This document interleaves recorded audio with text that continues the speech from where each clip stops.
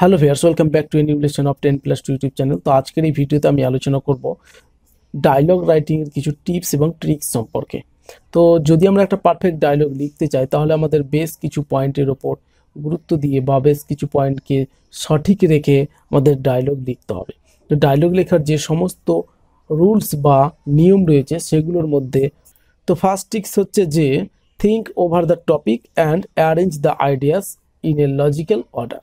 তাহলে আমরা যেই টপিকের ওপরে ডায়লগটা লিখব সেটার ওপরে কিন্তু আমাদের একটু ভেবে নিতে হবে ফার্স্ট, দেন তারপরে সেখানকার যে আমাদের ছোট ছোট টার্নিং পয়েন্ট এবং যে ইনসিডেন্টগুলো হবে সেগুলোকে আমাদের অর্ডার অনুযায়ী সাজিয়ে নিতে হয় যে কোনটার পরে কোনটা আমরা লিখব।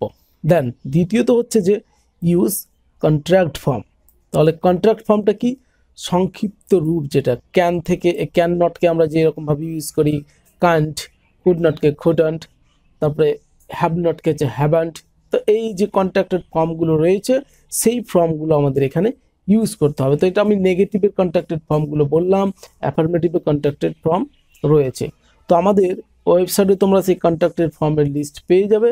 তো সেই ওয়েবসাইটটা একবার আমাদের ভিজিট করে সেগুলো একটু দেখে নিতে পারো। দেন থার্ড যে রুলসটা রয়েছে সেটা হচ্ছে যে use minor or short sentence. তাহলে আমাদের কি করতে হবে? ছোট সেন্টেন্স ইউজ করতে হবে, ছোট ছোট সেন্টেন্স ইউজ করতে হবে। ফোর্থ নম্বরে রয়েছে যে ইউজ এক্সপ্রেশন।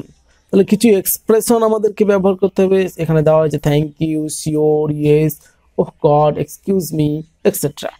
এই সমস্ত এক্সপ্রেশনগুলো আমাদেরকে সেন্টেন্সের মধ্যে বা ডায়লগ রাইটিংয়ের সময় ইউজ করতে হবে। নাম্বার ফিফথে রয়েছে যে the language should be colloquial and practicable. তাহলে ভাষাটা হবে কীরকম? কলিকুয়াল মানে হচ্ছে চলতি ভাষা, এবং প্র্যাকটিক্যাল মানে কার্যকরী ভাষা। চলতি ভাষা এবং কার্যকরী ভাষা আমাদেরকে ব্যবহার করতে হবে। নাম্বার সিক্সে রয়েছে dialogue should be natural and rapid. তাহলে যে ডায়লগটা আমরা লিখব সেটা যাতে প্রকৃত ডায়লগ হয় অ্যান্ড র্যাপিড, এবং সেটার মধ্যে যেন দ্রুততা ভাব থাকে। এক কথায় বলতে হলে যে ডায়লগ যেরকম হয়, মানে সরাসরি যে আমরা কথোপকথন করে থাকি কোনো টপিকের ওপরে, সো ঠিক সেই রকমই যাতে হয়, এই রকমভাবে আমাদেরকে লিখতে হবে।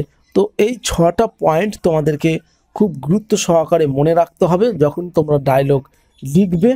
এর পরবর্তী ভিডিওতে আমরা ডায়লগ রাইটিংয়ের একটা ফরম্যাট সম্পর্কে আমরা আলোচনা করব। তো সেই ফরম্যাটটা অনেক ডায়লগ লিখতে তোমাদের সাহায্য করবে।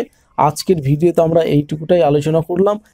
এই পয়েন্টগুলোর উপরে গুরুত্ব দাও, তাহলে খুব সহজেই তোমরা একটা ডায়লগ রাইটিং লিখতে পারবে। তো আজকে এখানেই শেষ করছি, পরবর্তী ভিডিওতে আবার দেখা হবে অন্য একটা নতুন টপিক নিয়ে। ততক্ষণ সবাই ভালো থাকবে, সুস্থ থাকবে। All the best.